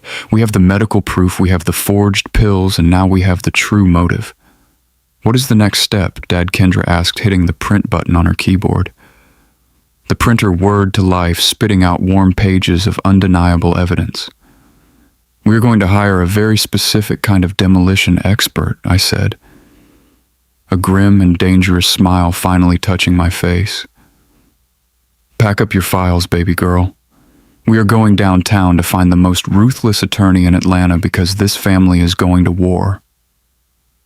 The drive downtown was quiet, the heavy traffic of Atlanta crawling along the hot asphalt, while the air conditioning in my work truck fought a losing battle against the Georgia heat. Kendra sat in the passenger seat, her black leather bag resting heavily on her lap, staring out the window with a cold and absolute focus. We pulled up to a massive glass skyscraper in Buckhead, a building that screamed of massive wealth and absolute crushing power. We took the silent elevator up to the 40th floor, stepping out onto thick, plush carpet that swallowed the sound of my heavy work boots. The gold letters on the frosted glass doors read, Thorne and Associates. Elijah Thorne was not just an attorney. He was a legal executioner, a 60-year-old legal shark who only took cases he could completely obliterate. He charged $1,000 an hour, a price tag designed to keep weak people out of his waiting room. I did not have that kind of liquid cash sitting around, but I had a lifetime of savings, and I was ready to empty every single account I owned to buy the heavy ammunition I needed. Elijah Thorne sat behind a massive desk of polished mahogany, wearing a dark, bespoke suit that cost more than my truck. He had sharp, assessing eyes and silver hair cut in a tight fade. He did not smile when we walked into his large corner office. He respected Kendra, knowing her reputation up in Boston, and he respected the grim, heavy silence we carried into the room. "Sit down," Elijah said, his voice deep and perfectly modulated, pointing to the two expensive leather chairs in front of his desk.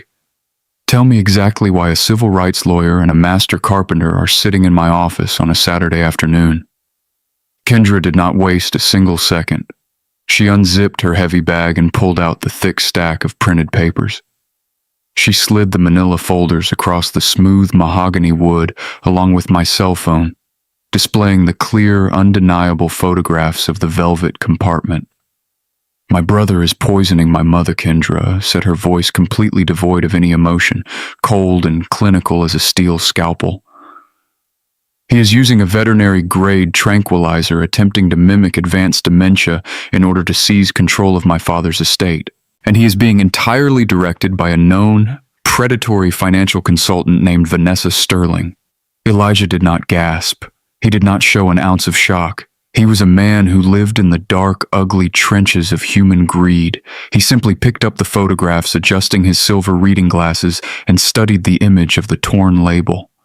He opened the printed Florida court dockets, his experienced eyes scanning the long paragraphs of Vanessa Sterling's previous elder fraud cases.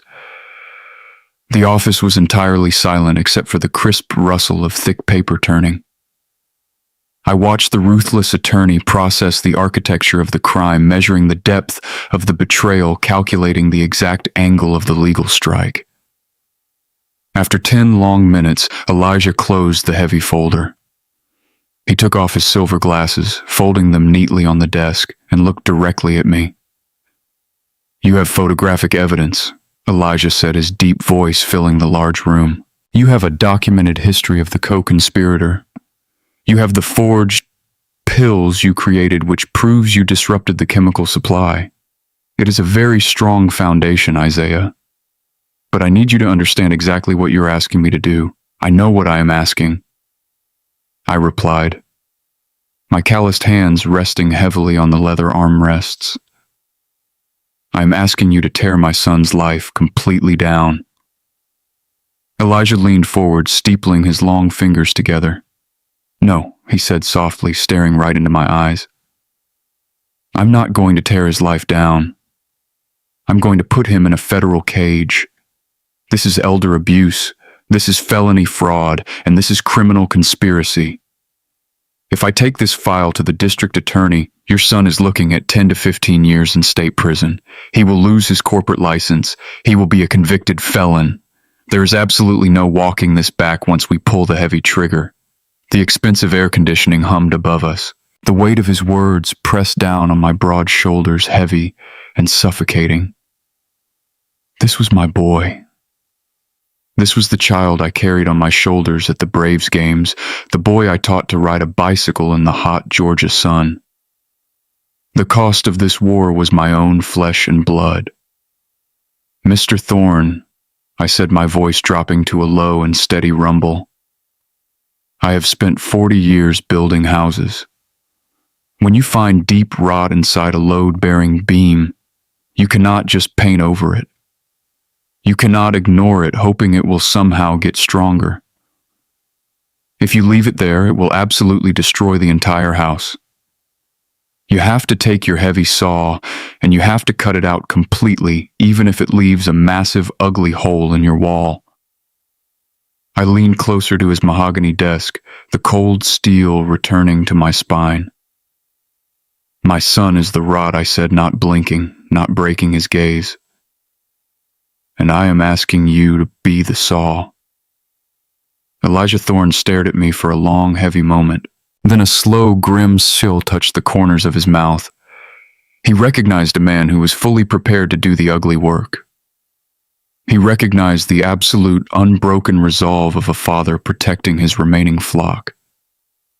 All right then, Elijah said, opening a fresh legal pad on his desk.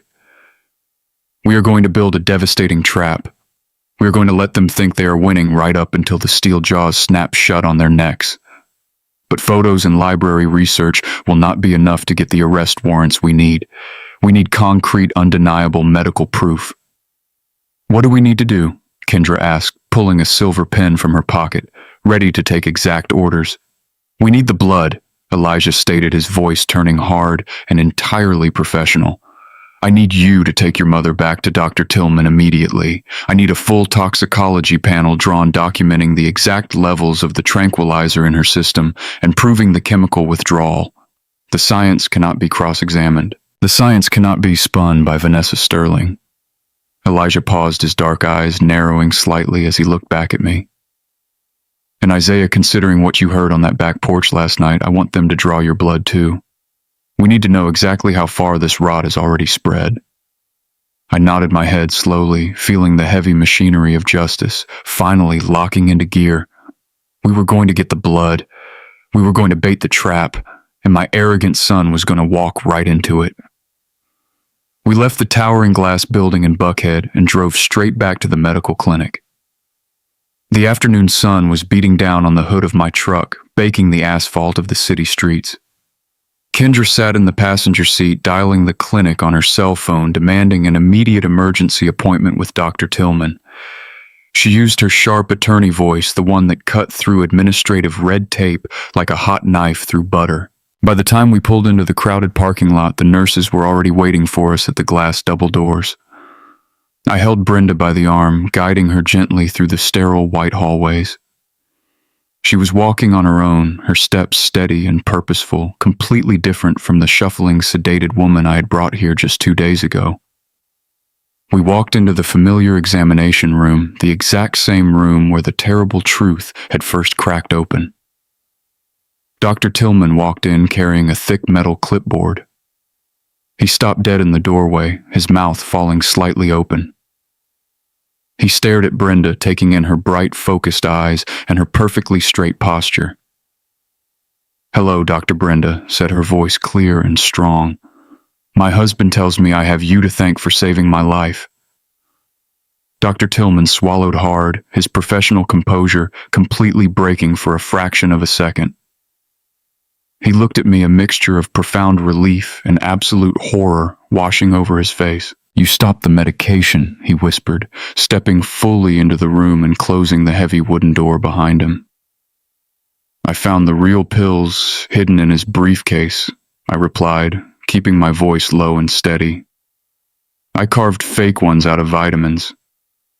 She has been clean for over 48 hours, and now we need the undeniable proof." Kendra stepped forward, introducing herself as Brenda's daughter and legal counsel. "We need a comprehensive toxicology panel," Dr. Kendra said, her tone leaving absolutely no room for debate. "We need you to document the exact levels of veterinary diazepam currently in her bloodstream, and we need an official medical affidavit confirming the chemical withdrawal. We are building a federal criminal case against my own brother." Dr. Tillman did not hesitate. He set his metal clipboard down on the counter and walked straight to the medical supply cabinet. "I told you I'd seen this exact pattern before, Isaiah," the doctor said, pulling out a handful of plastic vials and sterile needles. "I had a patient 5 years ago, a sweet grandmother, whose son-in-law was slowly erasing her with the exact same drug. I suspected it, but I did not speak up in time. She passed away, and the autopsy confirmed my worst fears. I promised myself I would never stay silent again." He tied a tight rubber tourniquet around Brenda's arm, swabbing her skin with a cold alcohol pad. He drew 3 full vials of dark red blood. I watched the thick liquid fill the plastic tubes, knowing that every single drop was another nail driven directly into my son's coffin. This was the irrefutable science. This was the concrete foundation that Vanessa Sterling and her expensive lawyers could never tear down. When he finished with Brenda, he turned his serious dark eyes toward me. "Roll up your sleeve, Isaiah," Dr. Tillman commanded, grabbing a fresh needle. I sat down heavily in the plastic chair, unbuttoning the cuff of my thick flannel shirt. I pushed the fabric up past my bicep, exposing my thick, calloused forearm. Elijah Thorne had ordered this, knowing the terrible conversation I overheard on my dark back porch. If Andre and Vanessa were planning to accelerate their wicked timeline, if they had already started slipping poison into my morning coffee, I needed to know immediately. I have been having terrible headaches lately, I admitted, my deep voice rumbling in the quiet room. And my memory has been slipping just tiny details, but enough to make me feel old and incredibly tired. Dr. Tillman tied the rubber band around my thick arm. "We are going to find out exactly why," he said, piercing my skin with the sharp steel needle. We waited in that sterile room for 2 agonizing hours while the clinic laboratory rushed the emergency toxicology panels. The fluorescent lights buzzed softly overhead, a steady, irritating hum that grated against my raw nerves. Kendra paced the small room, her leather shoes clicking a frantic, restless rhythm on the linoleum floor. Brenda sat calmly in the chair, holding my rough hand, her silent strength anchoring me to the earth. When Dr. Tillman finally returned, he was holding 2 printed sheets of paper. His face was entirely pale, completely drained of all its natural color. He handed the first paper to Kendra. "The blood work is absolutely definitive," he stated, his voice tight with professional outrage. "Brenda has massive sustained levels of veterinary diazepam metabolites in her system. The concentration proves a systematic, deliberate poisoning over a period of at least 2 years. It is a miracle her liver did not completely fail." Then he turned to me, holding out the second piece of paper. His hand was shaking slightly, just like it had 2 days ago. "And yours, Isaiah," the doctor whispered, his dark eyes filled with a deep, terrible sorrow. "The test shows early-stage, low-dose trace amounts of the exact same drug. He has been poisoning you too. Based on the metabolite concentration, I estimate he has been slipping it into your food or drinks for at least the solid 8 months." The room spun. A freezing, violent chill shot straight down my spine. 8 months. While I was breaking my back working double shifts to pay the medical bills while I was thanking my son for his devoted help, he was methodically poisoning my coffee. He was slowly, patiently dismantling my mind. I took the printed paper from the doctor's hand. I stared at the clinical proof of my own child's absolute monstrous betrayal. The anger I felt was no longer hot and explosive. It condensed, compressing into a cold, dense star inside my chest. "Thank you, doctor," I said, folding the paper and sliding it into my canvas jacket pocket. "We have everything we need now. Let us go home, Dad." Kendra said, her voice sounding like a loaded weapon. The trap is completely set. We drove back to our quiet street in Cascade in absolute suffocating silence. The heavy truth of the blood test sat in the cab of my work truck, feeling exactly like a loaded weapon. My son was not just a thief. He was methodically destroying my brain, slipping poison into my daily routine while smiling directly in my face. As I pulled the truck into our long concrete driveway, my cell phone buzzed violently in my canvas jacket pocket. It was a text message from an unknown number. I put the truck in park, turning off the heavy engine, and pulled the phone out. The bright screen glared in the dim light of the cab. The message read, "You are playing a very dangerous game, old man, back off right now, or the police will hear all about how you physically abuse your sick wife." My blood turned to absolute ice. Vanessa Sterling was watching us. Andre had panicked after our confrontation in the kitchen, and he had run straight to his handler. She was not running away. She was escalating the war, threatening to completely flip the narrative and frame me for the very crime they were committing. I showed the glowing screen to Kendra. She read the words, her dark eyes narrowing into cold, calculating slits. She memorized the phone number, nodding her head slowly. "Let her make threats. Dad." Kendra whispered, her voice like grinding stones. "Threats leave a digital trail, and I'm going to follow this one straight to her front door." By Sunday morning, the vicious poison had spread far beyond the walls of our kitchen. It had seeped out into the street, completely infecting the entire neighborhood. I walked out to the end of our driveway to fetch the Sunday newspaper. The Georgia heat was already incredibly thick, pressing down heavily on the manicured lawns and the tall pine trees of our quiet block. I took a deep breath of the humid air, trying to clear the lingering anger from my exhausted mind.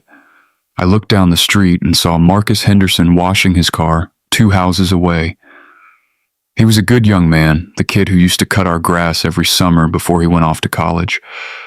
I raised my large, calloused hand, calling out a friendly good morning. Marcus stopped washing his car. He looked directly at me, his face completely blank. He dropped his soapy sponge right into the plastic bucket, turned his back entirely, and walked straight into his dark garage. He hit the button on the wall, and the heavy metal door rolled down, shutting me out completely.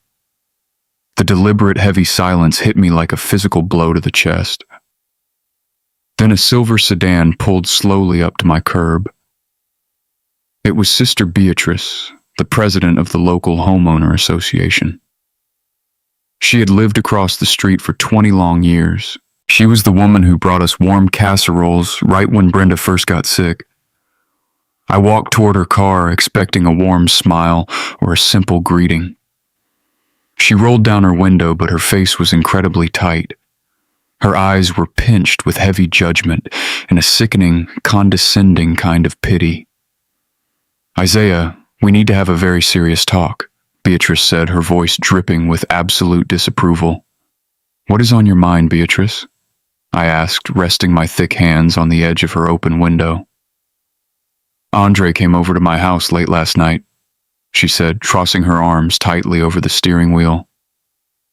"He was in absolute tears, Isaiah. He sat in my living room and told me you were having a terrible mental breakdown. He said you were becoming violent, accusing him of horrible things and locking his sick mother away in the house." My heavy jaw clenched so tight my teeth ached. Andre was moving incredibly fast. He was perfectly executing Vanessa Sterling's exact playbook. He was spinning the narrative, playing the desperate victim, and completely isolating me from the community I'd helped build with my own 2 hands. "That boy is a cold liar, Beatrice," I said, keeping my deep voice as calm and steady as humanly possible. "He is not the devoted son you think he is. You do not know the truth about what is happening inside my house.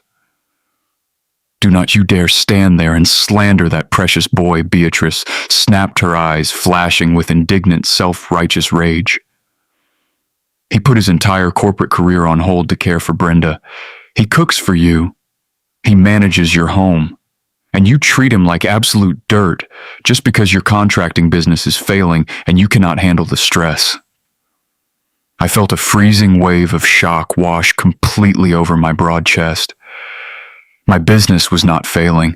I was working double shifts on commercial job sites, breaking my back to pay the massive medical bills he was supposedly managing. He had told them I was broke. He had laid the extensive groundwork for my complete financial ruin, planting deep seeds of doubt in the minds of our oldest friends. "I know you are refusing to get professional help," she replied, rolling her car window up halfway. "We are all praying for your soul, Isaiah. But if you keep threatening that boy, the neighborhood watch will absolutely get the police involved. You need to see a psychiatrist before you truly hurt somebody." She hit the gas, driving quickly away, leaving me standing completely alone on the hot, black asphalt. I looked up and down the long, beautiful street. I had poured the heavy concrete for half of these driveways. I had fixed their leaking roofs after the violent summer storms. I had stood faithfully by these people through tough funerals and joyful graduations. Now heavy curtains twitched in the living room windows. Suspicious eyes watched me closely from behind closed blinds. They had already held the trial in their minds, and they had found the angry, exhausted, black father entirely guilty. They eagerly chose the smooth-talking, corporate son, wearing the expensive tailored suit. I walked slowly back up the long driveway, the Sunday newspaper feeling like a massive dead weight in my calloused hand. I walked into the kitchen, locking the heavy brass deadbolt securely behind me. Brenda was sitting at the oak table helping Kendra organize the massive stack of printed legal files. They both looked up when I entered, seeing the heavy dark shadow resting on my face. "What happened out there, Dad?" Kendra asked, pausing her frantic work. "They think I am completely losing my mind," I said, dropping the newspaper onto the smooth granite counter. "Andre spent last night crying to all the neighbors. He told them I'm abusive and he told them I'm entirely broke. They are all watching the house right now, just waiting for me to finally snap." Brenda stood up quickly, walking over to wrap her arms incredibly tight around my waist. "Let them look," she said, her voice completely defiant and incredibly strong. "They do not know the real strength of this family, Isaiah. They only know the wicked lies he fed them." I held my beautiful wife, feeling the solid, undeniable truth of her miraculous recovery pressing against my chest. The entire world could turn against me. The neighbors could whisper and the police could be called. But my foundation was finally secure. I had my wife, I had my fierce daughter, and I had the heavy legal trap waiting patiently in the dark. The Sunday afternoon heat was entirely unforgiving, baking the asphalt of the Cascade neighborhood into a thick, sticky tar. Brenda and Kendra were sitting at the heavy oak table reviewing the printed Florida lawsuit, searching for any small crack in Vanessa Sterling and her wicked armor. I needed to get out of the house. I needed to buy groceries for a proper Sunday dinner, something to celebrate the miraculous return of my beautiful wife. I drove my heavy work truck down the street, the tires humming loudly against the pavement. I pulled into the crowded parking lot of the local grocery store. It was the exact same store I had shopped in for 25 years. I knew the managers, I knew the cashiers, and I knew exactly where everything was kept. But today, walking through the sliding glass doors felt like crossing an enemy border. The air conditioning blasted against my face, freezing cold and incredibly sharp. I grabbed a metal shopping cart, the wheels squeaking loudly on the polished linoleum floor. I pushed the cart toward the fresh produce aisle, my calloused hands gripping the plastic handle tight. I saw Deacon Thomas standing by the apples. He was a man I had known for 3 long decades. We had served on the church building committee together. I had poured the concrete foundation for his youngest daughter in her new house. I smiled, raising my thick hand in a friendly greeting. "Hello, Deacon," I called out, my deep voice carrying over the low hum of the refrigerated display cases. Deacon Thomas completely froze. He looked directly at me. his eyes entirely flat and totally void of any warmth. He did not wave back. He did not smile. He simply turned his shopping cart around, his hands gripping the metal tight, and walked quickly away down the next aisle. He treated me exactly like a dangerous stranger, a man completely infected with a terrible and highly contagious disease. The sudden rejection hit me incredibly hard, a sharp and vicious pain directly in my chest. Andre had done his evil work perfectly. He had cried in their living rooms, he had painted a picture of a violent and paranoid old man, and they had eagerly swallowed every single lie.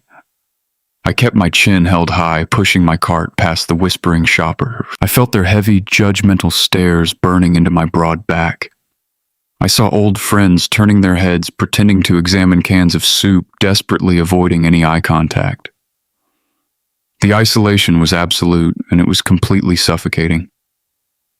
I grabbed a large beef roast, fresh potatoes, and bright green beans. I was going to cook a massive, beautiful meal for my fierce women.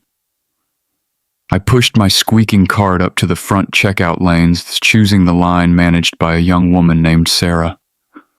I had built the large wooden deck on her parents' house just last summer. She did not look up when I unloaded my groceries onto the black rubber belt. She did not ask how my day was going. She scanned the fresh food in absolute terrifying silence. "That will be $85, Sarah said, her voice completely flat and entirely robotic. I reached into my thick canvas jacket, pulling out my heavy leather wallet. I pulled out my primary business credit card, the shiny plastic card connected directly to my commercial contracting accounts. I slid the card firmly into the digital machine, waiting for the familiar beep of approval. The machine beeped, but it was a harsh, angry sound. Declined. The word flashed bright red across the small digital screen. I frowned, feeling a sudden cold spike of panic twisting deep in my stomach. "Please run it again," I said, keeping my deep voice perfectly level. The magnetic strip might be slightly dirty. Sarah sighed heavily, her eyes rolling with obvious incredible annoyance. She pressed a button on her register. The machine beeped again, loud and completely unforgiving. "It is declined again, Isaiah," Sarah stated, her voice carrying clearly across the quiet front of the store. 3 people were standing in line directly behind me. I heard a woman whisper something to her husband. I felt their heavy, judgmental eyes staring at the angry old contractor, the man who supposedly abused his wife and could not even afford to buy his Sunday groceries. Andre had told Sister Beatrice I was entirely broke. He had planted the malicious rumor of my failing business, and now the humiliating proof was playing out in absolute public. I reached deep into my pocket, pulling out a crisp $100 bill, tossing the green paper onto the metal counter. "Keep the exact change," I said, grabbing the heavy plastic bags with my calloused hands. I walked quickly out of the freezing store, the hot Georgia sun blinding me for a brief second. I threw the groceries into the bed of my work truck, slamming the metal tailgate shut with a massive, violent bang. I climbed into the hot cab, my breathing incredibly heavy, my massive hands shaking violently on the steering wheel. I pulled my cell phone from my pocket, dialing the commercial bank that held my entire life savings. The automated voice clicked over to an emergency customer service representative. "I need to check the exact status of my business accounts," I demanded, reading my account numbers directly into the phone. My card was just declined at the store. The woman on the phone typed rapidly on her keyboard. "Sir," she said, her voice entirely polite but incredibly firm, "your accounts were officially frozen early this morning.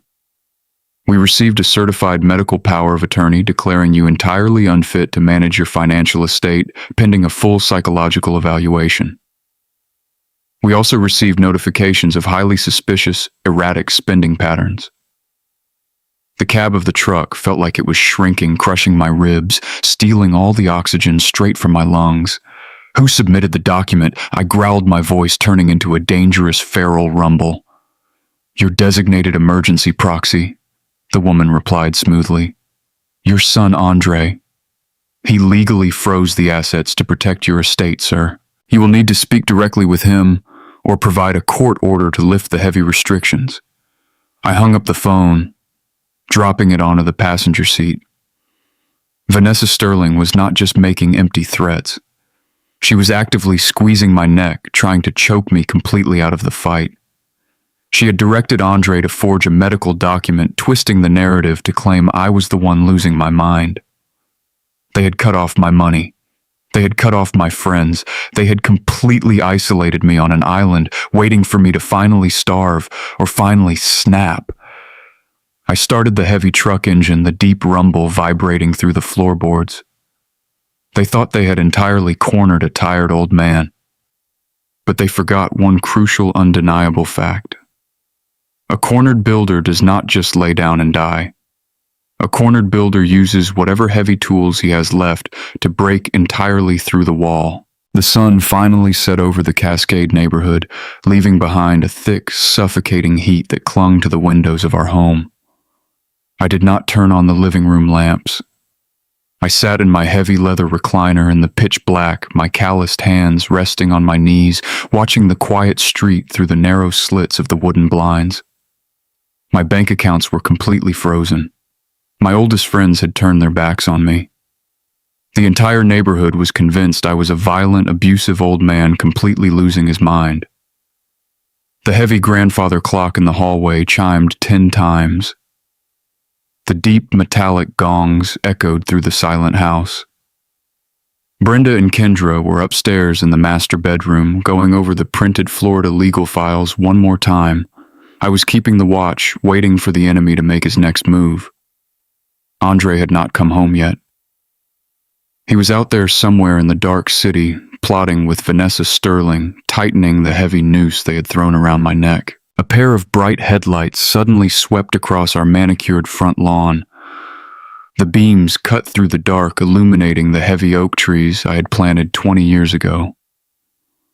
A dark gray, unmarked police cruiser pulled slowly into the driveway. The heavy engine idled for a moment before shutting off entirely. I stood up from my chair, my thick work boots making absolutely no sound on the hardwood floor. I walked to the heavy front door, unlocking the brass deadbolt with a loud, sharp click. I pulled the door open, letting the humid Georgia night air spill into the cool foyer. Detective Jules Carter stood on my front porch. He was 58 years old, a tall, incredibly imposing man, with wide shoulders and a thick salt and pepper beard. He'd spent 30 long years on the Atlanta police force, working his way up from a beat cop to a senior homicide detective. We'd been close friends for over 2 decades. I had built the custom wooden cabinets in his kitchen, and he had sat in my backyard drinking cold beers and watching our children grow up. "You are sitting in the dark," Isaiah Jules said, his deep, gravelly voice carrying a heavy weight of professional concern. "I'm just watching the street, Jules," I replied, stepping back to let the massive detective inside. "It is getting incredibly ugly out there." Jules walked into the foyer, the heavy leather of his shoulder holster creaking slightly under his dark suit jacket. He did not smile. His dark eyes were entirely flat, sweeping the shadows of the house with the practiced caution of a veteran cop. "It is getting ugly down at the precinct too," Jules said, turning to face me directly. "Andre came into the station this afternoon, Isaiah. He sat at my desk, crying his eyes out, wearing a $3,000 suit. He filed an official, preliminary report against you. He claimed you are highly unstable, physically threatening, and completely incapable of caring for Brenda." My heavy jaw clenched so tight my back teeth groaned. "He froze my commercial bank accounts this morning," I rumbled, crossing my thick arms over my chest. "He used a forged medical power of attorney. He is trying to completely cut off my air supply." Jules nodded slowly, reaching into his suit pocket, pulling out a small, worn leather notebook. "I know he did," Jules said softly. I ran a quiet background check on his recent financial activities. I saw the frozen accounts, and I saw the massive, crushing debt he is carrying. But that is not why I drove over here tonight, my friend. Just then, the wooden stairs creaked loudly. Brenda and Kendra walked down into the dim foyer drawn by the low sound of our heavy voices. Jules looked up, his veteran eyes widening in absolute genuine shock. He stared at Brenda, taking in her perfectly straight posture and her clear, intelligent brown eyes. He had seen her just 3 months ago at a neighborhood barbecue, sitting in a wheelchair, completely lost in a heavy chemical fog. "Hello, Detective Brenda," said her voice strong and entirely lucid. "It is very good to see you again." "My God," Brenda, Jules whispered, closing his small notebook, completely stunned. "You are awake. You are fully yourself again." "They were poisoning her, Jules," Kendra said, stepping sharply up to the detective, her lawyer instincts instantly taking over. "Andre and a woman named Vanessa Sterling. We have the hidden pills, we have the library research, and we have the official toxicology reports from Dr. Tillman. They were feeding her veterinary tranquilizers to steal my father's entire estate." Jules stared at my fierce daughter, processing the massive, horrific scale of the absolute betrayal. The veteran detective had seen terrible things in his 30 years on the force, but the cold realization of a son destroying his own mother made his heavy jaw tighten with pure righteous anger. "If you have the blood tests," Jules said, his voice dropping to a dangerous professional whisper, "then we have a solid criminal case. But you need to understand the extreme danger you are in right now, Isaiah. You disrupted their chemical supply and you backed them into a desperate corner. The frozen bank accounts and the police reports are just the heavy artillery covering their final advance." "What is their final advance?" I asked, stepping closer to my old friend. "They are going to try and bake her." "Act you," Jules explained, his dark eyes locking onto mine. "They are building a paper trail of paranoid violent behavior. They want to forcefully commit you to a state psychiatric ward. Once you are locked behind heavy metal doors, Vanessa Sterling will completely liquidate your contracting business and sell this house right out from under you." "I have Elijah Thorne representing me," I stated, feeling the cold steel of my resolve harden entirely. "He is taking the blood evidence to the district attorney on Monday morning." "Monday morning might be too late," Jules warned, shaking his head slowly. "The legal system moves incredibly slow, Isaiah, but desperate, cornered predators move incredibly fast. Andre knows he is losing control of the narrative inside this house. The character assassination in the neighborhood means the final physical attack is absolutely imminent." Jules reached out, placing his massive hand firmly on my broad shoulder. "He's going to strike you, Isaiah. He's going to try and neutralize you before you can hand that heavy evidence over to a judge. He's coming for you tonight or tomorrow morning. You need to be incredibly careful. Do not drink anything he hands you. Do not let him isolate you in a room." I looked at the veteran detective, feeling the absolute truth of his heavy warning settle deep into my bones. My son was not just a greedy thief anymore. He was a cornered, panicked animal entirely directed by a ruthless handler. "Thank you, Jules," I said, gripping his thick hand tightly. "I will be ready for him." Jules nodded respectfully to Brenda and Kendra, turning back toward the heavy front door. "Keep your doors locked," Jules said, stepping out into the humid night.